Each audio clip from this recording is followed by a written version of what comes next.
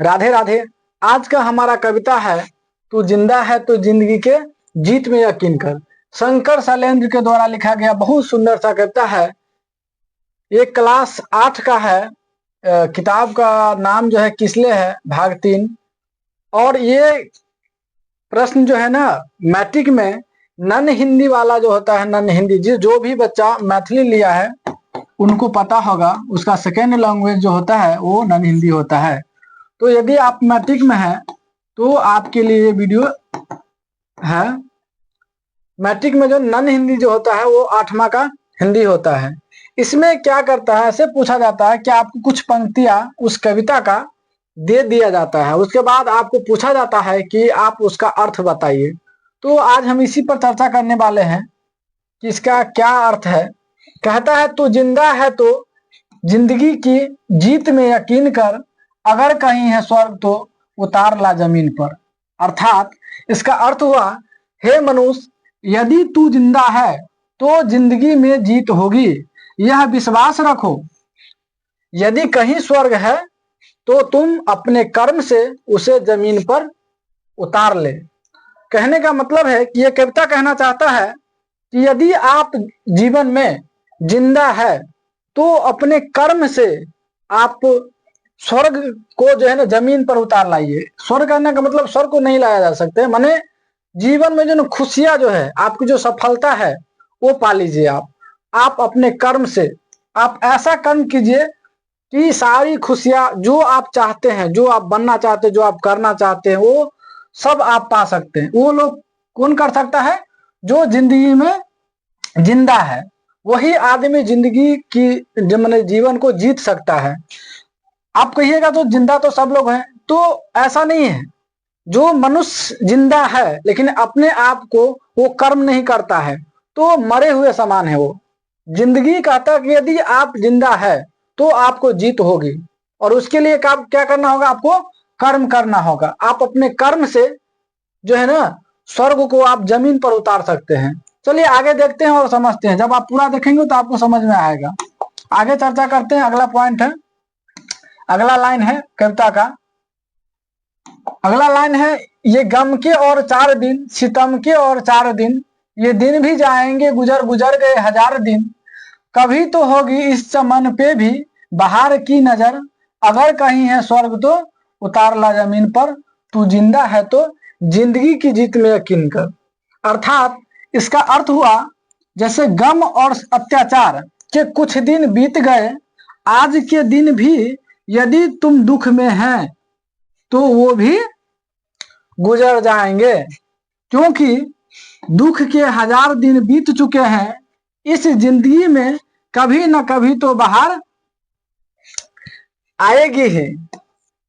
तुम अपने सुकर्म से स्वर्ग को पृथ्वी पर ला सकते हैं। यदि तू जिंदा है तो जिंदगी के जीत पर विश्वास रखो।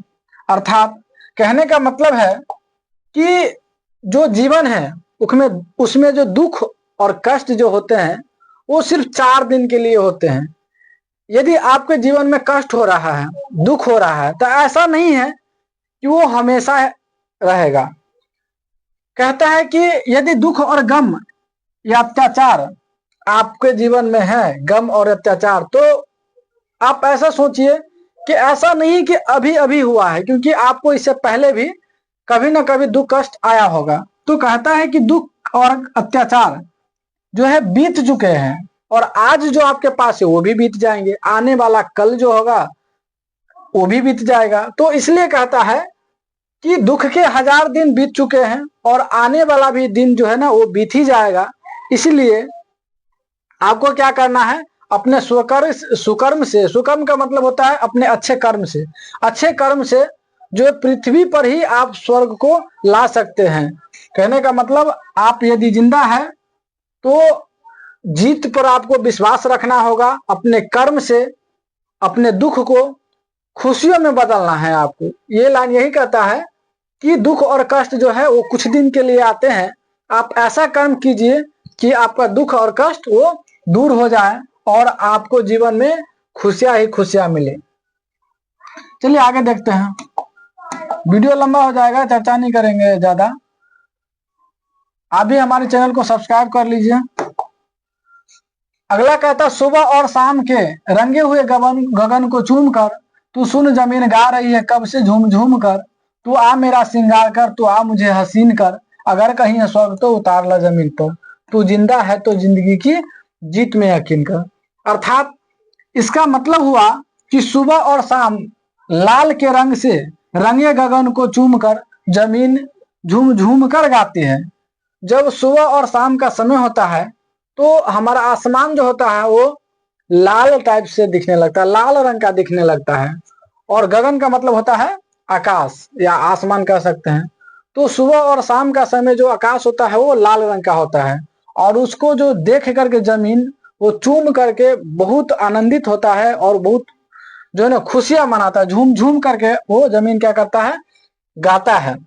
अर्थात कह सकते हैं कि सुख और दुख दोनों में एक समान रहने वाले आकाश को देखकर पृथ्वी आनंदित हो जाती है।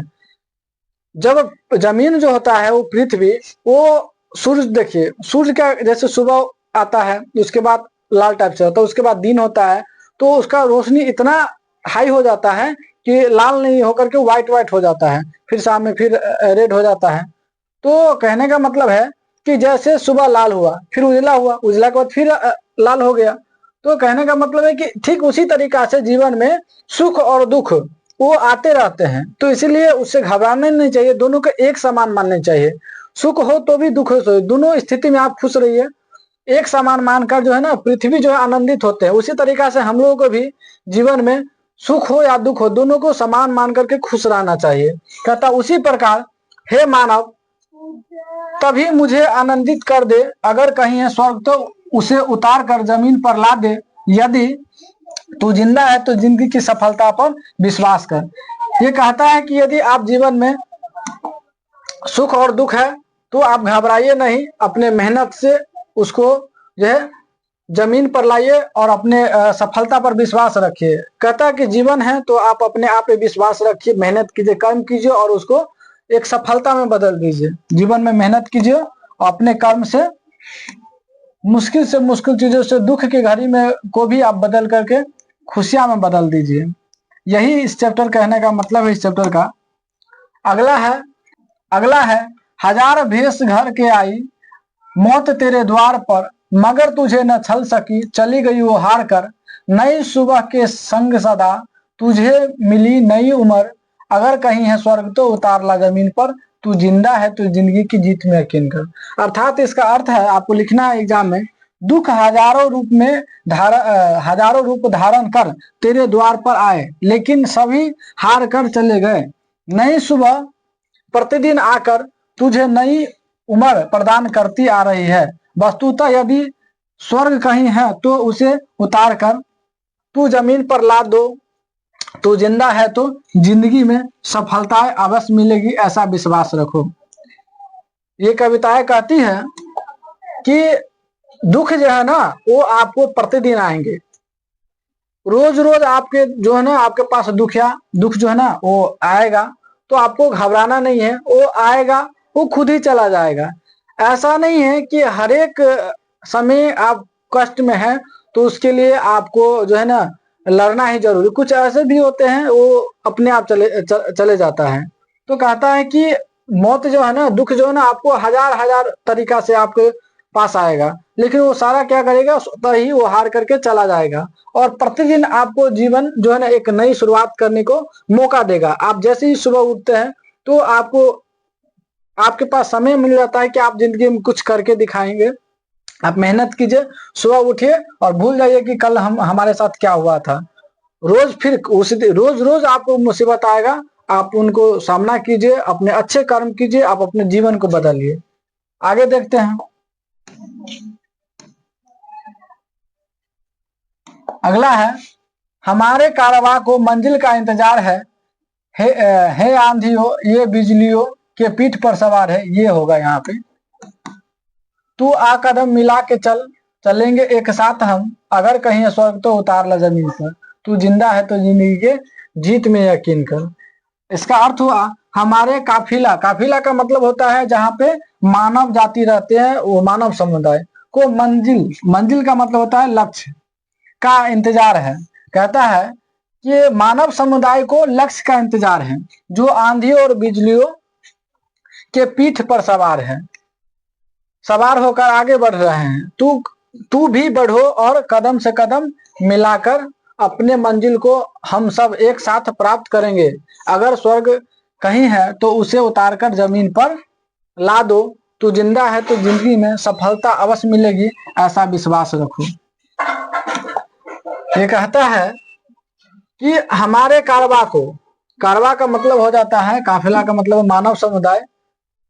कहता है कि मानव समुदाय को जो है ना एक मंजिल का इंतजार होता है। हर एक इंसान को जीवन में कुछ ना कुछ मंजिल होता है, लेकिन वो मंजिल जो है ना, एक जो है ना आपको मंजिल जो है ना दुख से ही मिलेगा, आसानी से तो नहीं मिलेगा। कहने का मतलब आंधी बिजली का मतलब क्या? दुख ही दुख। यदि आप कोई भी चीज को प्राप्त करते हैं तो ये मत सोचिए कि आप किसी लक्ष्य को आप चूज किए कि हमको ये चीज करना है, तो ये मत सोचिए कि आप वो आसानी से हो जाएगा। आपको उसमें दुख का सामना करना पड़ेगा और उससे सामना करके ही आप आगे बढ़ेंगे। हर एक दुख को एक के बाद एक आप उससे सामना करके आप आगे जाएंगे, तो ही जो है ना आप अपने सपनों को प्राप्त कर सकते हैं, अपने मंजिल को प्राप्त कर सकते हैं। आप एक एक करके जो आपके जीवन में दुख कष्ट आ रहा है आप उसको सॉल्व कीजिए और एक के बाद एक आगे बढ़िए। यदि आप दुख कष्ट के साथ चलते हैं तो ही आप आगे बढ़ पाएंगे।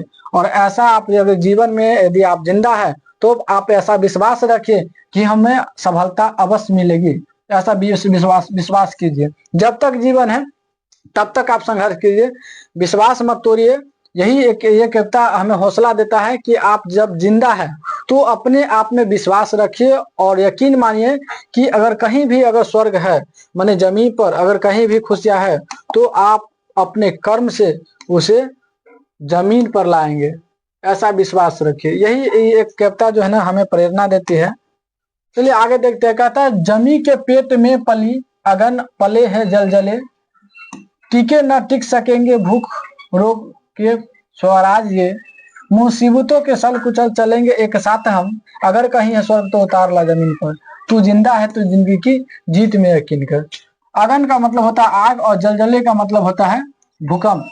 कहता है इसका अर्थ है कि जमीन के गर्भ में का मतलब होता है जमीन के अंदर आग और भूकंप दोनों पलते हैं, दोनों जमीन में ही पलते हैं, लेकिन धरती माँ कभी घबराती नहीं है।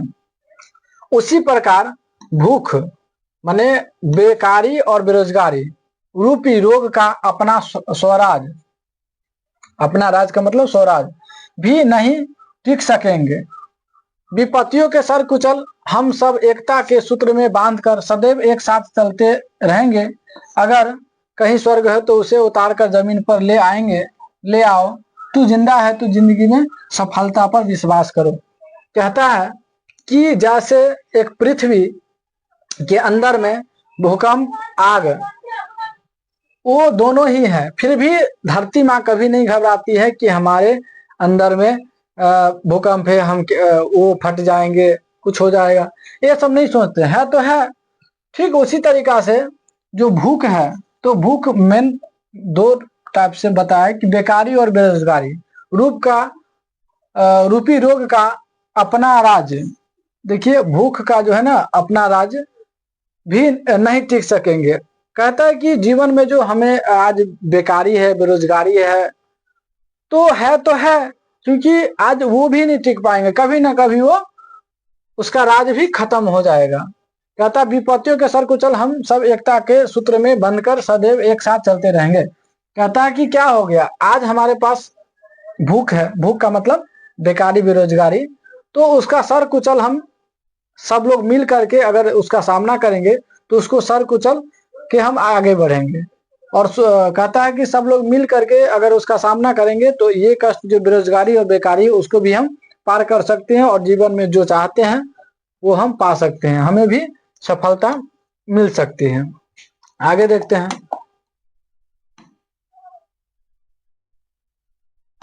आगे है, बुरी है आगे पेट की बुरे हैं दिल के दाग ये, न दब सकेंगे एक दिन बनेंगे इनकलाब ये। गिरेंगे जुल्म के महल बनेंगे फिर नवीन घर, अगर कहीं है स्वर्ग तो उतार ला जमीन पर। तू जिंदा है तो जिंदगी के जीत में यकीन कर। कहता है कि भूख और अपराध दोनों बुरे हैं। कहता है कि भूख और अपराध दोनों ही बुरे हैं। यदि वे दोनों समाप्त नहीं हुए तो एक दिन इनकलाब, इनकलाब का मतलब होता है विरोध की आवाज बनेंगे। कहता है कि भूख और अपराध दोनों ही बहुत बुरी चीज होती है, और यदि ये दोनों आपके पास अगर खत्म नहीं होता है तो क्या करेंगे, इनका विरोध करेंगे, जिससे जुल्म के महल ढह जाएंगे और नए घर बनेंगे, अर्थात शांति का माहौल बनेगा। अगर स्वर्ग कहीं है तो अपने परिश्रम और सत्कर्म से स्वर्ग को पृथ्वी पर ला सकते हैं। हे मानव, तू जिंदा है तो जिंदगी में सफलता मिलेगी, इस बात पर विश्वास रख। कहता है कि यदि मान लीजिए आपके पास भूख और अपराध दो चीज अगर होता है तो ये दोनों ही एक तरीका से बुरा है, और इन दोनों को समाप्त अगर नहीं हो रहा है तो क्या करना है, आपको विरोध करना। विरोध करने का मतलब है कि भूख से तो आप लड़ नहीं सकते हैं। भूख को कैसे लड़ेंगे, हम मेहनत करके, हम मेहनत करेंगे, कमाएंगे तो भूख भागेगा। अगर हम कमाएंगे तो अपराध क्यों करेंगे। अपराध कौन करता है, जिसके पास पैसे की कमी रहता है, जो पेट के लिए अपराध करता है कोई। तो कहता है कि यदि आप सही कर्म करेंगे तो भूख और अपराध दोनों ही खत्म हो जाएगा। विरोध करने का मतलब यही नहीं कि हम अरे विरोध आदमी को ना किया जाता है बोल करके, चाहे झगड़ा कर करके। भूख और प्यास का विरोध कैसे करेंगे, कर्म करके, कम कर्म के पैसे कमाएंगे, दोनों चीज ठीक हो जाएगा। कहता है कि ये जुल्म जो है, जो हम अभी सह रहे हैं, भूख और अपराध की जो सामना कर रहे हैं, वो कभी ना कभी वो महल है वो ढह जाएंगे और नए घर बनेंगे। कहता है कि अर्थात जो जीवन में हमारे पास जो अशांति है वो कभी ना कभी समाप्त होगा और हमारा जीवन भी शांत बनेगा। हम अपने परिश्रम से और सत्कर्म से इस पृथ्वी पर एक स्वर्ग जैसा बनाएंगे।